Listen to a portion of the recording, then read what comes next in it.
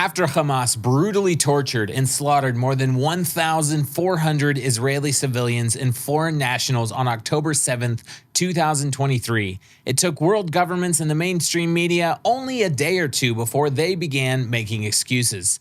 They began spouting things like, Gaza has been an open-air prison ever since 2005. 2005, by the way, was when Israel forcibly evicted 8,000 Jews from the Gaza Strip and handed the area to the Palestinians on a silver platter.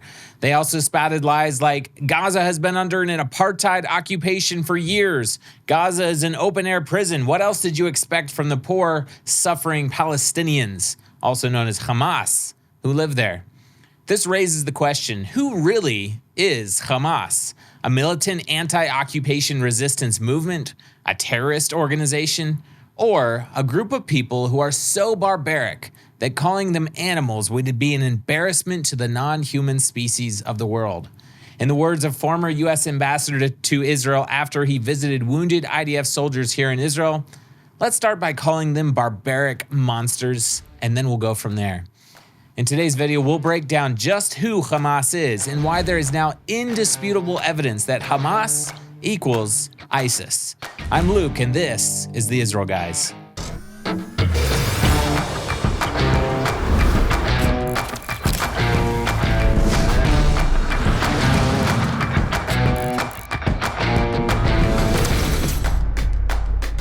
Welcome to the Israel Guys, where we believe that in a world of anti-Israel propaganda and Jew hatred, you should have a direct connection to the land and people of Israel. Guys, please make sure you subscribe, whether it's YouTube or Rumble, or follow us on the social media platforms that we still have left. Meta just deleted our Instagram account permanently, by the way, with no option to recover it. I just heard our WhatsApp group is full, but you can join our new Telegram channel. We'll put the link down in the description below.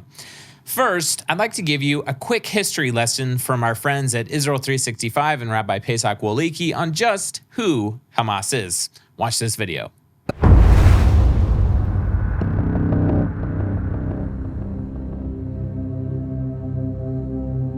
In 1973, Sheikh Ahmad Yassin, an Islamic cleric from Gaza, founded the Palestinian branch of the Muslim Brotherhood. 14 years later, in 1987, Yassin founded the Islamic Resistance Movement, or Hamas, as the paramilitary wing of the Palestinian Muslim Brotherhood. Yassin founded Hamas with the help of Abdallah Azzam, a highly influential Islamic thinker affiliated with the Muslim Brotherhood. Azzam, also known as the father of global jihad, was the mentor of Osama bin Laden and helped him create Al-Qaeda. The doctrines and aims of Al-Qaeda, Hamas, and ISIS, which emerged from Al-Qaeda, are all based on the teachings of Abdallah Azzam. In fact, the sign above the door of the Hamas Military Academy in Gaza reads, "Welcome to the Dr. Abdallah Azzam Academy." Most people think that Hamas's goal is Palestinian independence, but the Hamas charter cites the words of the Prophet Muhammad, quote, "The day of judgment will not come about until Muslims fight the Jews. When the Jew will hide behind stones and trees, the stones and trees will say, 'O Muslims, there is a Jew behind me, come and kill him.'" End quote. In other words, Hamas's founding document calls for genocide against the Jews. Hamas does not seek Palestinian independence. It seeks to exterminate the Jewish people and destroy Israel. Does Hamas represent the citizens of Gaza? In 2006, in a democratic election, Hamas won a majority 74 of 132 seats in Palestinian Legislative Council, the legislature of the Palestinian Authority, which governs the autonomous areas in the West Bank and the Gaza Strip. Hamas remains the majority of this legislature to this day. And ever since 2007, Hamas has total governing control of the Gaza Strip. According to the Palestinian Center for Policy and Survey Research, in a study from 2021, 53% of Palestinians prefer Hamas leadership to that of Mahmoud Abbas, the more moderate head of the Palestinian Authority. And as recently as July 2023, Polling by the Washington Institute shows that overall, 57% of Gazans express a positive opinion of Hamas, along with similar percentages of Palestinians in the West Bank and East Jerusalem. So, who is Hamas? Hamas has the same origins, beliefs, and goals as ISIS and Al-Qaeda. Hamas openly calls for genocide against Jews and the eradication of Israel, and Hamas is the democratically elected and preferred leadership of the people of Gaza.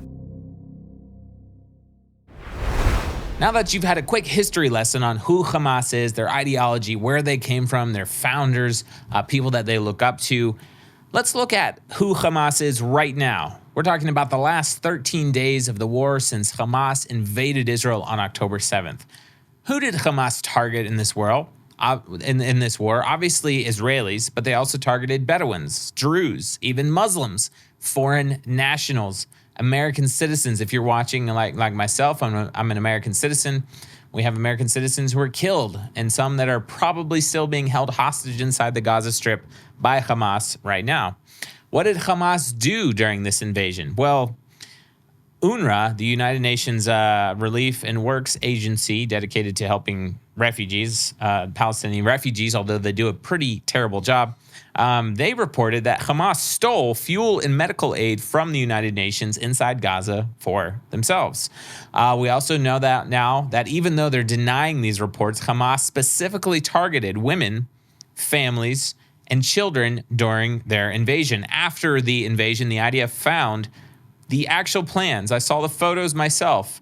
The plans on the dead bodies of terrorists, which detailed how they specifically were targeting schools and places where children and families would be during their invasion.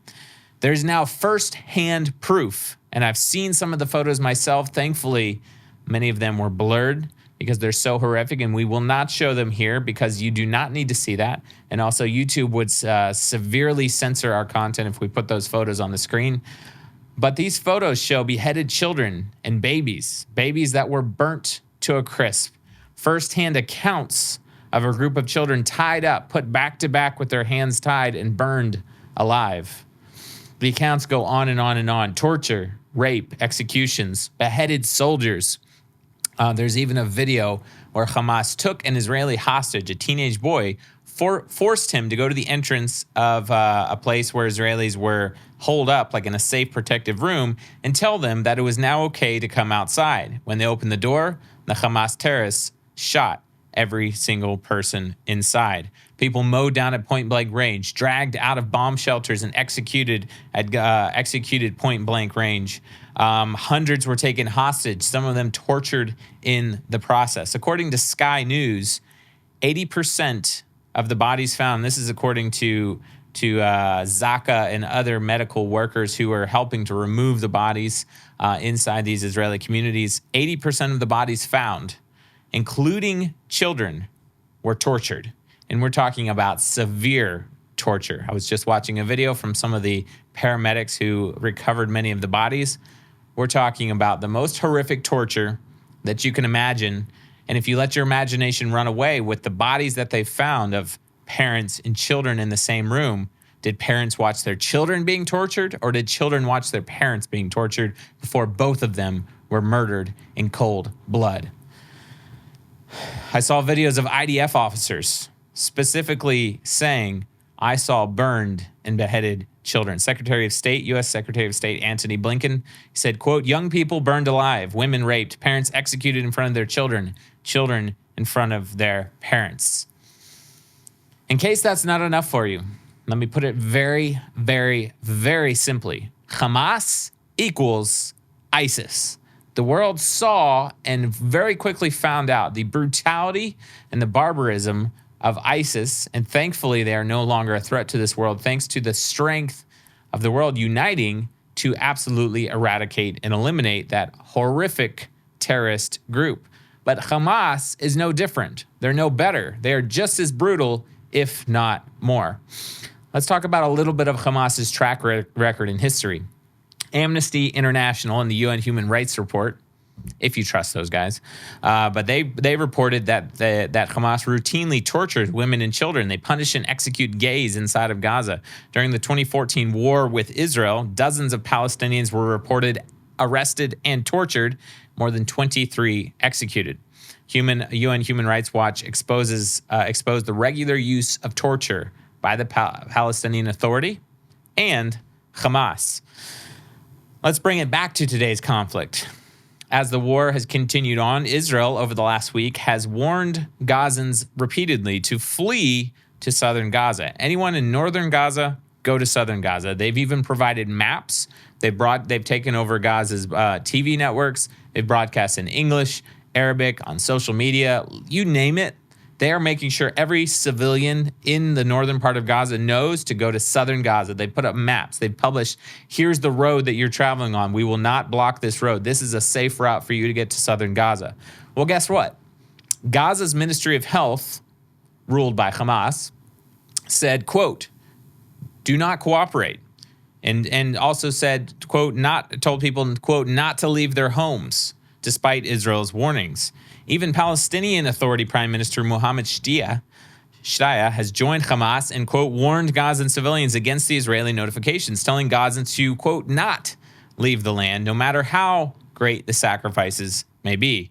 He said, quote, the government warns against the military order that seeks to expel our people in the Gaza Strip and the creation of a new Nakba, the catastrophe, the establishment of the state of Israel. And we emphasize that our people will not leave its land and will not be expelled from it, regardless of how great the sacrifices may be. In other words, Hamas intentionally uses their people as human shields. There's a record of a phone call between an IDF intelligence officer from Unit 504 and a Jabalia resident in northern Gaza. The Gazan says, this is talking to the IDF intelligence officer, quote, they are preventing people from leaving. The IDF officer says, quote, tell me where exactly it is that they stopped you. The Gazan says, quote, those who are here near the agency, they are taking my ID card and the car keys. The IDF officer says, you mean the movement? Hamas? Who is stopping you? Hamas? The Gazan says, yes. There's video footage now. Hamas blocking the roads, even placing explosives, confiscating cars, just so that their people cannot leave the danger zone, so that more and more civilians inside the Gaza Strip will be killed, and they can immediately place the blame on Israel. So bottom line, who is Hamas? Hamas has the same origins, beliefs, and goals as ISIS and Al-Qaeda. Hamas's charter calls for Muslims to fight against Jews, quoting directly from the Prophet Muhammad.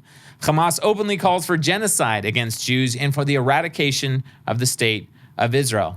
Their methods are just as barbaric, if not more, as ISIS. Beheadings, killings, tortures, point-blank executions, torturing families together in front of each other. The most horrific things that you can imagine they have done and continue to do right now. And Hamas is the democratically elected government of the people of Gaza. And to this day, they enjoy the majority support of the 2 million people who live inside the Gaza Strip. Make no mistake, Hamas is not a militant organization. They're not an anti-occupation resistance movement. They are barbaric monsters who go around as terrorists, inflicting as much harm and torture and brutal acts as they possibly can. Guys, we know that Hamas equals ISIS, but there are other terrorist organizations just as bad, or at a minimum, who are supporters, open supporters of Hamas. Fatah, we're talking Fatah, who controls the Palestinian Authority, Palestinian Islamic Jihad, Hezbollah, Iranian agents, and all of these people and organizations are operating amongst the 2 million Arab population inside the so-called West Bank, who surround the 200 Jewish farms and communities in Judea and Samaria. Happens to be where I'm sitting right now. Judea and Samaria is home to 500,000 Jews, 25% of whom are under the age of 14. Things are heating up in Judea and Samaria amidst the current war going on here. Most of the men in these areas have been called to the northern or southern fronts to help in the war efforts. And there are now daily riots, terrorist attacks, incitement in the Arab towns in the so-called West Bank. We are hearing explosions, gunshots every single day. We are in contact with a lot of the IDF and local security teams. We're also now getting dozens, now in the hundreds of phone calls and requests for equipment. Judea and Samaria is under-equipped now because so much of the IDF and even the reserves and the men and the security teams have been moved to the northern and southern fronts. That's why we have launched Operation Itai. It's Christian Zionists from all over the world coming together to airlift emergency supplies to equip and defend Judea and Samaria so that the war, if God forbid it does escalate here, the 500,000, 500,000 Jewish Israeli citizens living here will be well equipped to defend their homes and communities. Guys, this is urgent right now. Go to OperationEitai.com, EITTAI.com. The link will be down in the description below. You can become a modern-day Itai today by directly supporting Israel during her greatest time of crisis. Itai was a man from Gath, which is modern-day Gaza. Goliath was also from there. He fought against Israel. Itai came and stood with David in his greatest time of crisis when he was fighting a war against Absalom, and he stood unequivocally with David. So Operation Itai is all about equipping and defending the Jewish communities of Judea and Samaria during this time of such great need and crisis. Please go to OperationEitai.com. Link is down in the description below. You can find out all the details about the project. We are literally buying, purchasing, and flying supplies to Israel and distributing them to the Jewish communities right now as we speak. Guys, please don't forget to subscribe. Let me know what you think down in the comment section below. As always, tune out the fake news and tune into what is actually happening here in the land of Israel. We're here every single day, multiple times a day, with your direct connection to the land and people of Israel.